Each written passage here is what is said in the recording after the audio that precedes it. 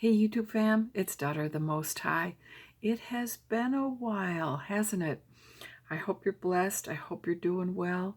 Hope you're having a great summer so far. I'm having a great summer. I am in a glorious chapter. I'm just gonna flat out say it. I am blessed right now. So I am. It's good. All is well. Loving life and enjoying this chapter. So I probably got about a couple more months of this chapter, and then we'll see what God has for me. I've been praying about that. What's up the road? What should I do? So I may end up deciding to apply for Social Security. I don't know. I might wait till 63, which is next mid-January. Not sure what I'm going to do yet. So praying about it. I just want to do what's good for me and what God has for me.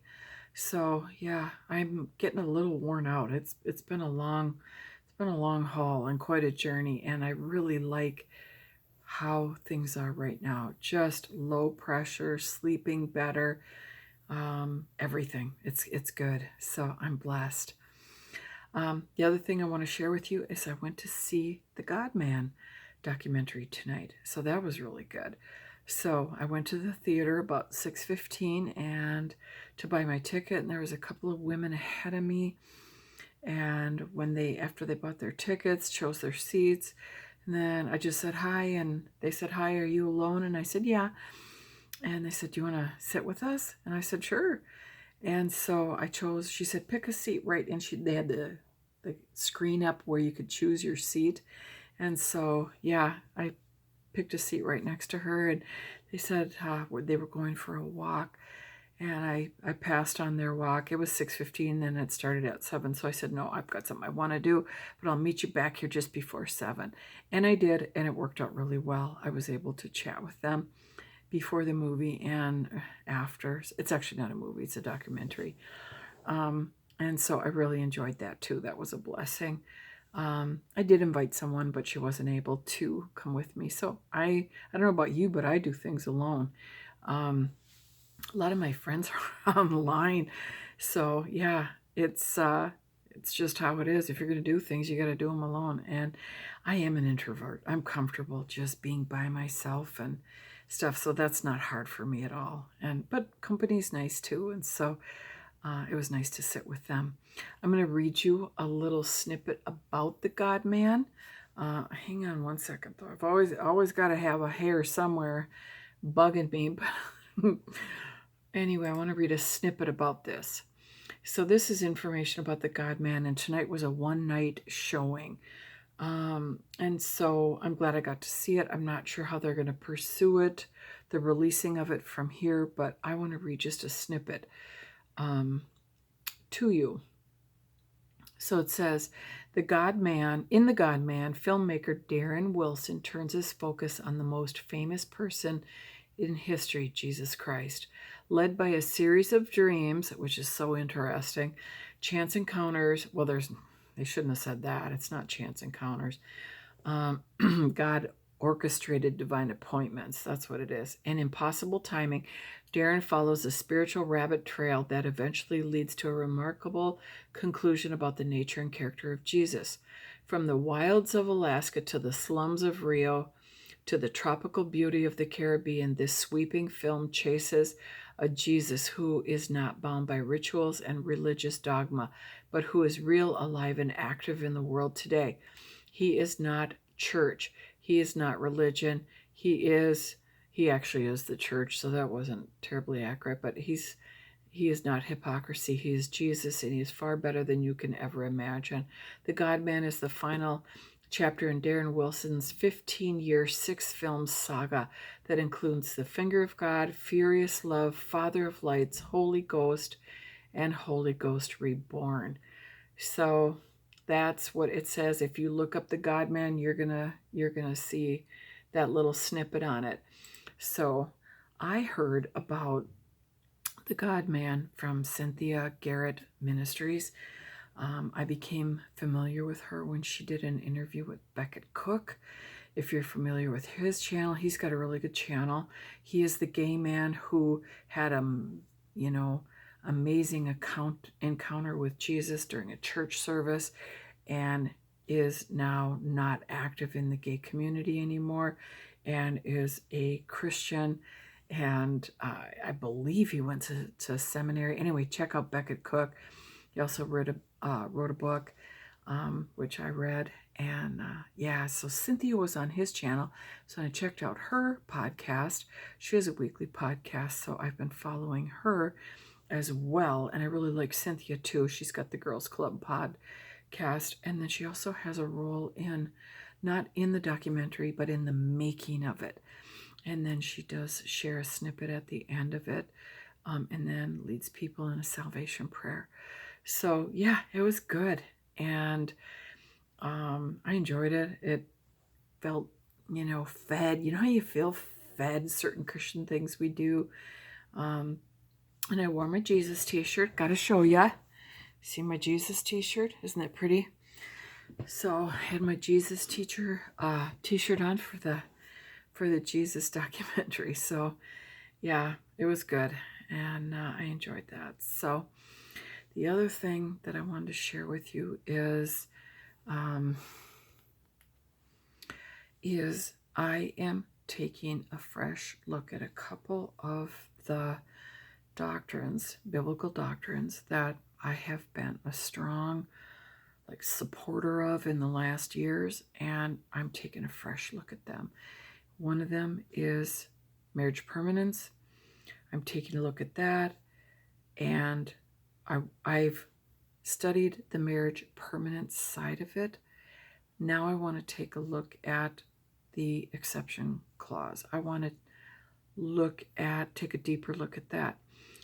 When the Lord spoke to me 5 years ago about that remarriage is adultery for me, I hopped on the marriage permanence, I was going to say bandwagon, but it's actually just a belief. And I thought, just recently, it's I need to take a look at what that other side is. And it's not for me. The Lord has already directed me and brought me to this place. But that doesn't mean that other people, maybe I was wrong about, hold on.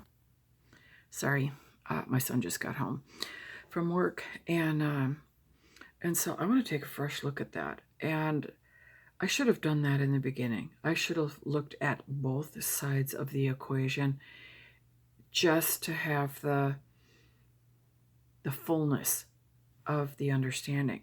Now, I may study this and end up finding out that, yes, marriage permanence is what the Bible teaches, and that the exception clause is only written in Matthew and applies only to the Jewish betrothal system, or custom rather, and to just be really clear on that. So I want to take a look at the other side. I want to take a look at the other side and just see what they're saying. The other one is on once saved, always saved. I did it again there. I assumed that once saved, always saved is not correct, because the Bible issues warnings about certain things, like in 1 Corinthians 6, 9 through 11. There's a list of things that state that you will not see the kingdom of heaven. And of course, it's idolatry, adultery, fornication, lying, and the list goes on. So I want to take a look at that as well. I want to, and I should have done that in the beginning. And that's the way that we need to teach, or not teach, but study things. We need to look at both sides, not just the one side that seems right to us, but what is the other side saying? Maybe there's something that we're missing about that, or maybe we can just have a more well-rounded understanding of the doctrine. So again, this is not going to change my life. The Lord spoke to me. Marriage for me would be adultery. No thanks. I'm 62 years old. No, there are people that, I've said it before, that at this late stage, like Joni Lamb, hello, sister. She's getting involved with Doug Weiss And I like Joni. I'm not sitting here dogging her and throwing stones. I'm just saying Joni's my age. She might even be a little older than me. And she is messing up her life at this stage. I think her own husband, Marcus, died, I believe he was 64 or 65. Are you kidding me? You make it this far, and then right at the end, she's in adultery with Doug Weiss? It's like, what? So people do it. Am I going to do it? No. No. This girl is going to see heaven, and I'm going to stay on the safe side.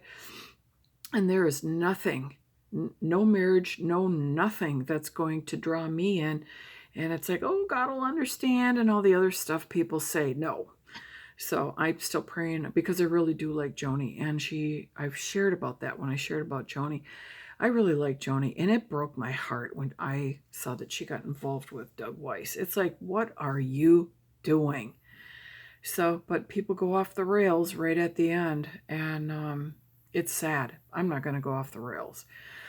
So it doesn't change things for me, but I want to take a look at the whole picture on this one. And then also,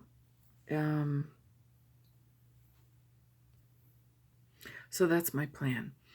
I want to take a fresh look at these and other things in the Bible. And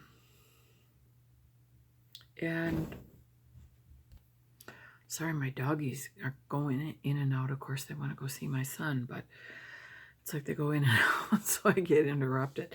Anyway, I want to take a fresh look at these doctrines. And I've said to God, I said, God, I don't have an agenda. I don't. All I want to do is know God and know His will. I want to know His truth, and I want to be able to share it with people. And I want to know, like 100%, I want to know what I'm talking about and say that, yes, I have looked at both sides. Now, I know it's ridiculous, but yeah, I kind of jumped into that, or drew that conclusion too quickly, I should say, because of what I had believed in. It's like, I just dismissed the other side. And I did look up, like R.T. Kendall believes in once saved, always saved. And I read some of the comments under his book on Amazon, and it said, this is the same thing again. He believes once saved, always saved, and then cites the verses that support that. But what about all the other verses? And that was my thought too. It's like, what about the other verses? Like 1 Corinthians 6, 9 through 11, that, where it says, do not be deceived. Do not be deceived. That idolaters and adulterers and fornicators and liars and thieves and the whole list will not see the kingdom of heaven. So that's apparently the mistake that R.T. Kendall, at least according to this person that commented, made in the book. It's like, all you do is share the verses that support this. What about all the other verses? And then there's, as far as marriage permanence, I haven't looked deeply into the verses that do talk about the exception clause.